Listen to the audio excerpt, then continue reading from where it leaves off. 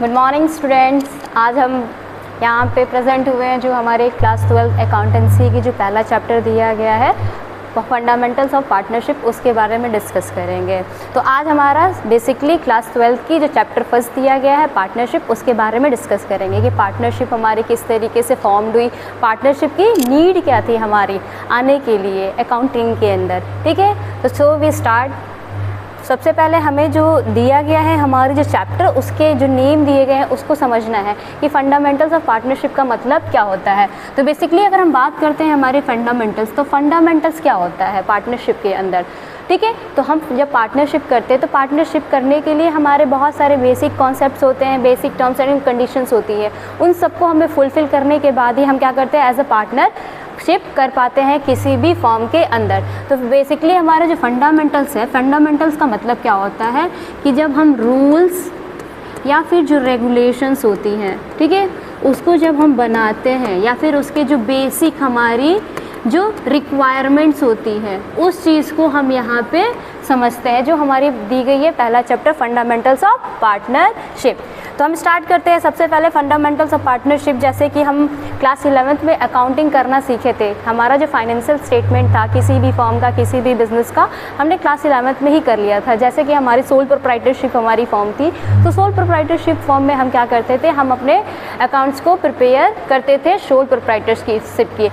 तो हम तो अकाउंट्स प्रिपेयर करते थे, लेकिन फिर हमें पार्टनरशिप की नीड क्यों पड़ी या फिर हम पार्टनरशिप की तरफ कैसे आए, वो चीज़ को हमें समझना है। तो जैसे कि हमने पढ़ा है, जो हमारी पहला चैप्टर 11th क्लास में दिया गया था सोल प्रोप्राइटरशिप का, जिसमें हमारे सोल प्रोप्राइटरशिप के पास बहुत सारी क्या होती थी, लिमिटेशंस होती थी। अब लिमिटेशंस के मतलब क्या कि लिमिटेशन जैसे कि उसका जो कैपिटल होता था वो क्या होता था, बहुत ही ज़्यादा लिमिटेड होता था।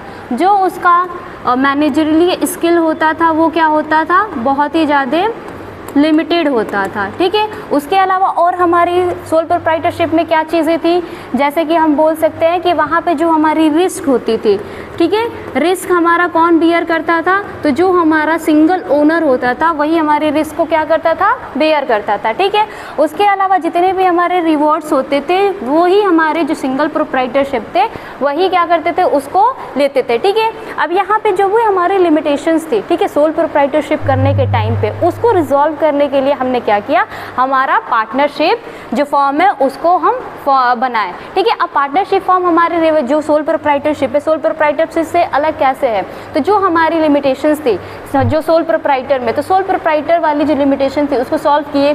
जैसे कि हमारा जो कैपिटल हुआ बहुत ज़्यादा आने लगा, जो हमारी रिस्क थी वो क्या हो गई, डिस्ट्रीब्यूट हो गई, जो हमारे रिवॉर्ड्स थे वो भी क्या हो गए, डिस्ट्रीब्यूट हो गए, जो हमारे पार्टनरशिप फॉर्म हमने क्या किया था, बनाया था। ठीक है, तो यही हमारी बेसिक कॉन्सेप्ट थी हमारी पार्टनरशिप फॉर्म बनने की, जिसमें हमारे सोल प्रोप्राइटरशिप की जितनी लिमिटेशंस या प्रॉब्लम हमने फेस किया था उसको हटाने के लिए हमने पार्टनरशिप स्टार्ट किया।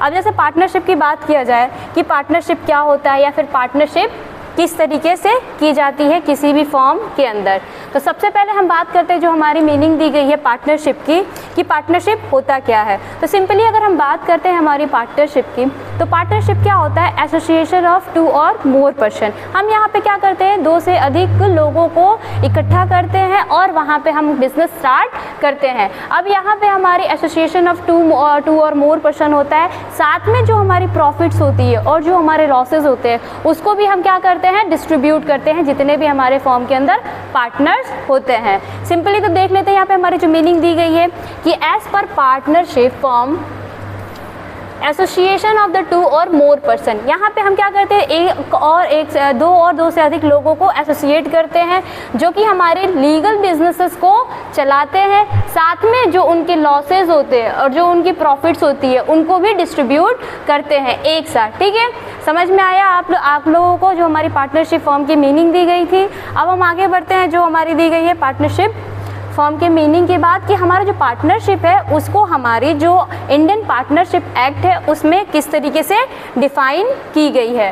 तो हम पहले बात करते हैं जो हमारी पार्टनरशिप जो है वो कहाँ बताई गई है? तो अकॉर्डिंग टू द सेक्शन 4 में बताया गया है कि जो हमारी इंडियन पार्टनरशिप एक्ट 1932 है उसमें जो हमारे पार्टनर्स हैं वो क्या होते हैं? रिलेशनशिप। जो पार्टनरशिप होती है वो रिलेशनशिप होता है दो से अधिक लोगों के बीच में, जो कि एक म्यूचुअल अंडरस्टैंडिंग के साथ अपने जितने भी प्रॉफिट्स होती है और अपने जितने भी लॉसेस होते हैं वो एक दूसरे के साथ कंट्रीब्यूट करते हैं। ठीक है, जो भी हमारी एग्रीड रेशियो होती है, यानी हमारी जब पार्टनरशिप हमने किया तो हमने एक एग्रीमेंट बनाया और एग्रीमेंट में हमारी जो एग्रीड रेशियो यानी हम किस रेशियो में अपने प्रॉफिट्स को अपने लॉसेस को डिस्ट्रीब्यूट करेंगे उस रेशियो में हम क्या करते हैं? बांटते हैं। तो यही हमारी दी गई थी इंडियन पार्टनरशिप एक्ट 1932 के अकॉर्डिंग कि पार्टनरशिप होता क्या है। ठीक है, अब हम बात करते हैं जो हमारी दी गई है कि पार्टनरशिप जब हम करते हैं तो वहाँ पे कुछ हमारी क्या होती है? कुछ हमारे एसेंशियल एलिमेंट्स होते हैं जिसको हमें क्या करना होता है? फॉलो करना होता है। तो यहाँ पे हमारा जो एसेंशियल एलिमेंट्स यानी जब पार्टनरशिप करते हैं तो हमें किन किन बातों का ध्यान रखना चाहिए? तो सबसे पहला हमारा दिया गया है कि जो हमारी पार्टनरशिप होती है एटलीस्ट 2 पर्सन्स, यानी जब भी हम पार्टनरशिप फॉर्म करेंगे यानी पार्टनरशिप करते हैं किसी भी ऑर्गेनाइजेशन किसी भी फॉर्म के अंदर, तो वहाँ पे कम से कम हमारे कितने लोग होने चाहिए? 2 लोगों का होना ज़रूरी होता है। अब ये 2 लोग क्या करते हैं? तो लिखा है कि there must be at least 2 person to form a partnership and all such persons must be compensate to the contract. और ये क्या करते हैं? हमारे कॉन्ट्रैक्ट के अकॉर्डिंग जो भी कंपनसेशन होती है उसको फुलफिल करते हैं। ठीक है, सेकेंड हमारा जो दिया गया है एलिमेंट वो क्या दिया गया है? एग्रीमेंट। एग्रीमेंट क्या होता है कि जैसे कि हम पार्टनरशिप करते हैं तो पार्टनरशिप में भी हमारा ओरल भी हो सकता है और मे भी हमारा कैसे हो सकता है? रिटन भी हो सकता है, लेकिन हम सबसे ज़्यादा प्रेफरेंस किसको देते हैं? जो हमारी रिटन एग्रीमेंट होती है उसको हम प्रेफरेंसेस देते हैं। अब हमारी रिटन जो एग्रीमेंट होती है उसको हम क्यों ज़्यादा प्रेफरेंस देते हैं? जस्ट बिकॉज कि जब भी हमारी फॉर्म बिजनेस पार्टनरशिप में डिस्प्यूट्स होते हैं, झगड़े होते हैं या फिर अनसेटिस्फेक्शन होती है related to their profit sharing ratio या फिर अनदर जो भी हमारी जैसे कि सैलरी हो गई, कमीशन हो गया, बोनस हो गया, किसको दिया जाएगा किसको नहीं दिया जाएगा, इन सारी प्रॉब्लम्स के लिए हम ज़्यादा प्रेफरेंस देते हैं कि हमारा जो पार्टनरशिप होना चाहिए वो कैसा होना चाहिए? रिटन होना चाहिए, जिससे हम क्या कर सकते हैं? जो भी हमारे डिस्प्यूट्स फॉर्म के अंदर आएंगी, पार्टनरशिप के अंदर आएंगी, उसको हम शॉर्ट आउट कर सके। ठीक है, नेक्स्ट हमारा जो दिया गया है एलिमेंट वो क्या है? Legal businesses. ठीक है, तो हमारी जो पार्टनरशिप फॉर्म होती है वो क्या होती है? रजिस्टर्ड होती है। ठीक है, कहाँ रजिस्टर्ड होती है? तो जो हमारे इंडियन पार्टनरशिप एक्ट 1932 दिया गया है वहाँ पे इसकी हम रजिस्ट्रेशन कराते हैं, जिससे हमारी जो पार्टनरशिप होती है वो क्या हो जाती है? एक लीगल बिजनेस बन जाता है। ठीक है, यानी हम क्या हो गए? अब हमारी जो गवर्नमेंट है उसके अंडर हम रजिस्टर्ड हो गए हैं, हमारा क्या हो गया? एक आइडेंटिटी बन गया है और लीगली हम क्या कर सकते हैं? अपने पार्टनरशिप फॉर्म को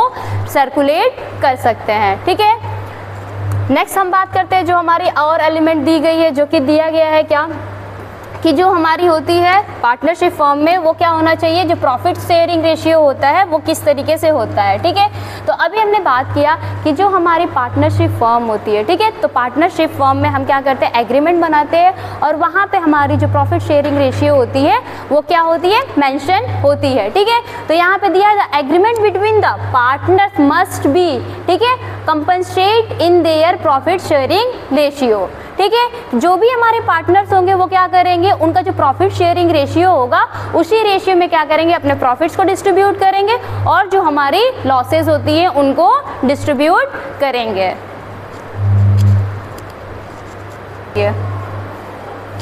नेक्स्ट हमारा जो एलिमेंट दिया गया है जो कि क्या दी गई है? Mutual agency. ठीक है, सो म्यूचुअल एजेंसी क्या होती है पार्टनरशिप के अंदर? तो म्यूचुअल एजेंसी का मतलब क्या होता है कि जब हम एक दूसरे के साथ, ठीक है, म्यूचुअल अंडरस्टैंडिंग के साथ कोई भी चीज़ों को कैरी ऑन करते हैं तो वो हमारी म्यूचुअल एजेंसी होती है। अब पार्टनरशिप में हमारी म्यूचुअल जो एजेंसी होती है वो इम्पॉर्टेंट क्यों होती है? ठीक है, तो यहाँ पे म्यूचुअल अंडरस्टैंडिंग हमारी इसलिए म्यूचुअल का इक्वल होनी चाहिए या फिर हमारा बीच का जो रिलेशन होता है वो दोनों क्या होनी चाहिए? म्यूचुअल अंडरस्टैंडिंग पे बेस होनी चाहिए, जस्ट बिकॉज कि हम क्या करते हैं यहाँ पे एक पार्टनरशिप को फॉर्म चला रहे हैं। ठीक है, पूरे डिस्टर्बिंग है।